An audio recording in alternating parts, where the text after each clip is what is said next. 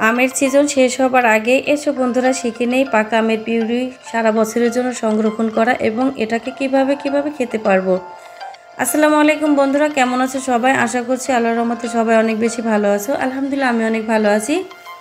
চলে আসলাম তোমাদের মাঝে আরও একটি নতুন ব্লগ ভিডিও নিয়ে। আশা করছি পুরো ভিডিওটাই জুড়ে থাকবে। আজকে তোমাদের মাঝে শেয়ার করব পাকা আমের পিউরি সংরক্ষণ করা এবং এটাকে কিভাবে আমরা খেতে পারবো। তো চলো বন্ধুরা মূল রেসিপিতে চলে যাই। এখানে হচ্ছে আমি 1 কেজি আমরুপালি আম নিয়েছি। আমগুলো কিন্তু আমার গাছের আম ছিল, প্রচুর মিষ্টি হয় আমরুপালি। তো ফার্স্টে হচ্ছে আমের চোচাগুলোকে ছাড়িয়ে নেব। আর হ্যাঁ বন্ধুরা, আমার ভিডিওটি যদি তোমাদের একটু হলে ভালো লেগে থাকে অবশ্যই লাইক কমেন্ট শেয়ার করে পাশে থেকো। নতুন বন্ধু যারা আছো আমার ভিডিওটি দেখছো আমার চ্যানেলটাকে সাবস্ক্রাইব করে আমার পাশে থাকবে। তো এক এক করে সবগুলো আমের চোচা আমি ছাড়িয়ে নিয়েছি। এবার আমের পিউরিটাকে আমি ছাড়িয়ে নেব।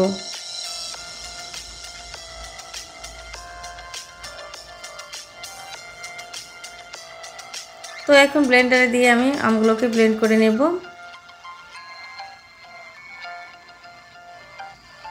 এই তো ব্লেন্ড করা হয়ে গেছে। এবার একটি চালনির সাহায্যে আমি চেলে নেব।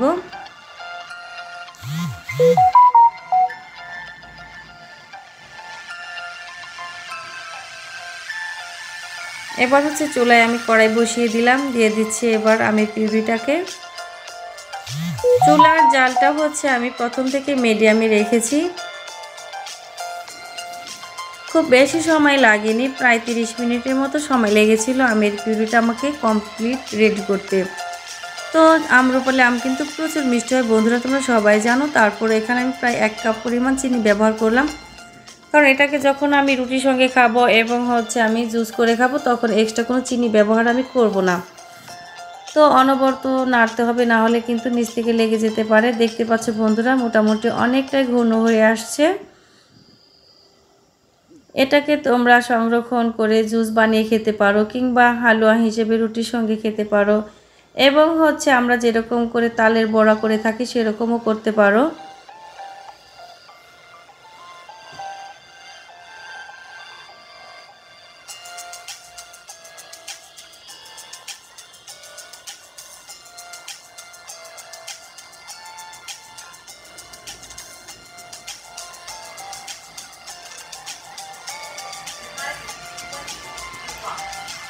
তো একদম পিউরিটা কমপ্লিটের লাস্টের দিকে। এখন এখানে আমি 1 কাপ, এখানে হচ্ছে আমি 1 ফালি লেবু রস ব্যবহার করলাম এবং 1 চামচ বিট লবণ। এবার নেড়ে চেড়ে নিচ্ছি।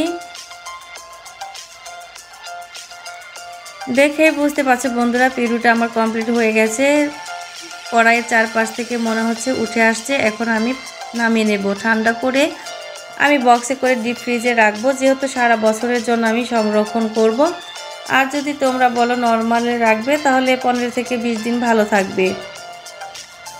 এবার হচ্ছে বন্ধুরা তোমাদেরকে জুস তৈরি করে দেখাচ্ছি। একটা মগে হচ্ছে আমি পানি নিয়ে নিয়েছি। এবার আমের পিউরিগুলোকে দিয়ে দেব। এখানে আমি চিনি ব্যবহার করব না, কারণ আমের পিউরিতে যথেষ্ট পরিমাণে মিষ্টি দেওয়া আছে। ভিডিওটি কেমন হলো বন্ধুরা কমেন্টে জানাতে ভুলো না কিন্তু। তোমাদের সুন্দর কমেন্টের মাধ্যমে কিন্তু অনেক উৎসাহিত হতে পারি নতুন নতুন ভিডিও দিতে।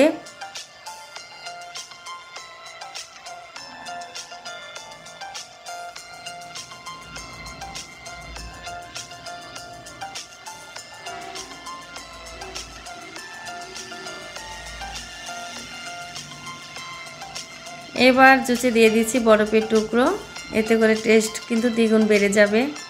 গরমের ভেতরে এরকম করে আমের জুস তৈরি করে খেতে পারলে কিন্তু ভালোই হয়, ভালোই লাগে। দেখো বন্ধুরা যতটা লোভনীয় লাগছে খেতেও কিন্তু মাশাআল্লাহ দারুণ হয়েছিল।